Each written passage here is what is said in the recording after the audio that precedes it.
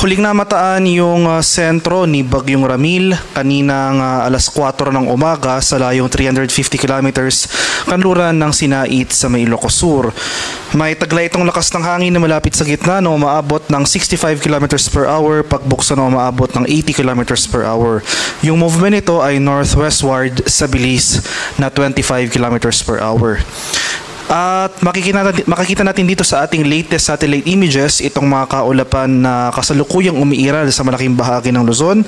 Idulot pa rin yan nung trough extension ng nasabing bagyo. So patuloy itong lalayo sa ating kalupaan, pero at least for today makakaranas pa rin tayo ng mga kalat-kalat na pag-ulan at thunderstorm sa malaking bahagi ng Luzon.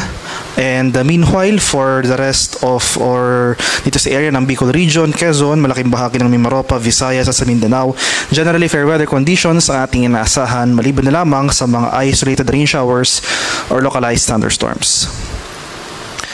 Magpapatuloy yung generally west-northwestward na paggalaw ni Ramil dito sa West Philippine Sea at kaninang 5:10 ng umaga ay tuloy na itong nakalabas ng ating Philippine Area of Responsibility. So magpapatuloy yung paggalaw generally west-northwestward ni Ramil sa mga susunod na oras at posible itong mag-re-intensify sa labas ng ating Philippine Area of Responsibility at posible itong ma-reach ang severe tropical storm category na kung saan malayo na ito sa ating bansa at mababawasan na rin yung epekto sa ating kalupaan. So makikita natin dito sa ating track and intensity forecast itong area na shaded ng yellow. Ito yung mga lugar na kung saan posible pa rin tayong makaranas ng mga pagbukso ng hangin.